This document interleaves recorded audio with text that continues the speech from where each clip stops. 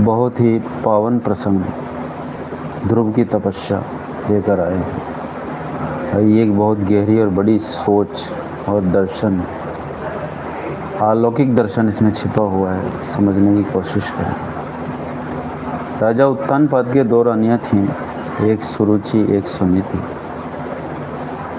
राजा बड़ी रानी से कम प्रेम करते थे, छोटी रानी से अधिक प्रेम करते थे। बड़ी रानी का पुत्र ध्रुव था, छोटी रानी का पुत्र राजा से अधिक निकट रहता था और ज़्यादातर राजा की गोद में बैठा हुआ रहता था। एक दिन ध्रुव के मन में भी आया कि क्यों नहीं मैं भी अपने पिता की गोद में बैठूं। रानी, बड़ी रानी राजा के इस उपेक्षा भाव के कारण संसार से विरक्त होकर भगवान की सेवा में हमेशा तल्लीन रहती थी और उन्हीं पर विश्वास करके वह उन्हीं की सेवा करने लगी रहती थी। जब ध्रुव अपने पिता की गोद में बैठने के लिए राजा के पास गया और उनकी गोद में बैठ गया तो छोटी रानी ने उसकी बाँह पकड़कर खींचकर उसे नीचे उतार दिया और उसका तिरस्कार कर दिया।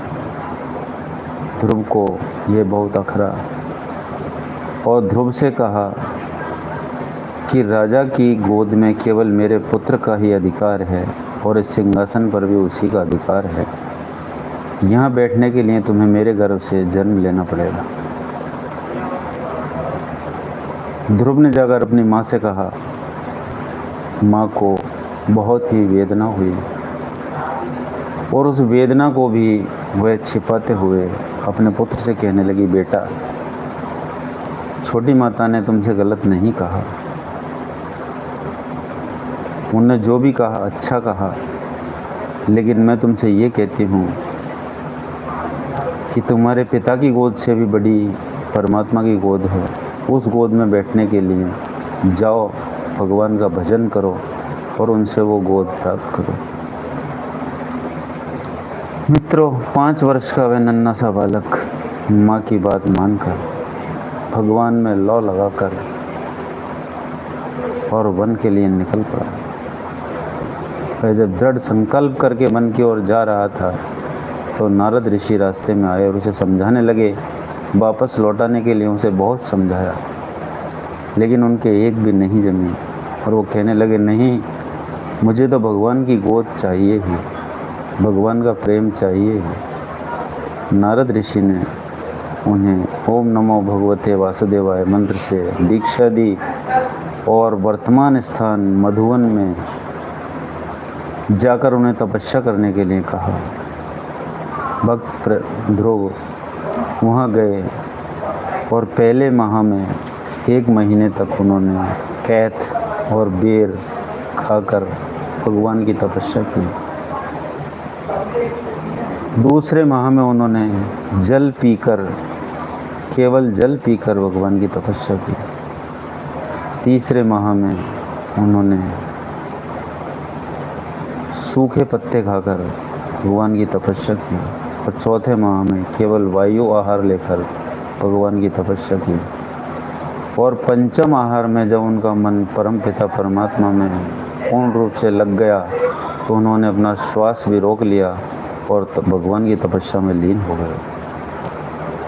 अब जैसे ही उन्होंने अपना श्वास रोका, सभी देवताओं का श्वास संकट में पड़ गया और वो भागते हुए नारायण के पास पहुँचे और कहने लगे, भगवान बचाइए, हम सबके प्राण संकट में हैं और उस भक्त के हृदय में आप दर्शन दीजिए। अब क्या था, भगवान तुरंत ध्रुव के सामने अपनी ज्योति स्वरूप उनके हृदय में भी प्रकट हो गए। जैसे ही ध्रुव ने आँख खोली, भगवान के चतुर्भुज रूप में दर्शन किया। दर्शन करके जैसे ही वो स्तुति करने लगे, उनसे कुछ आता था नहीं, अज्ञानी बालक थे, लेकिन भगवान ने उन्हें जैसे ही अपने शंख से उनके कपोल को स्पर्श किया, माँ सरस्वती उनके मस्तिष्क में प्रवेश कर गई और उन्होंने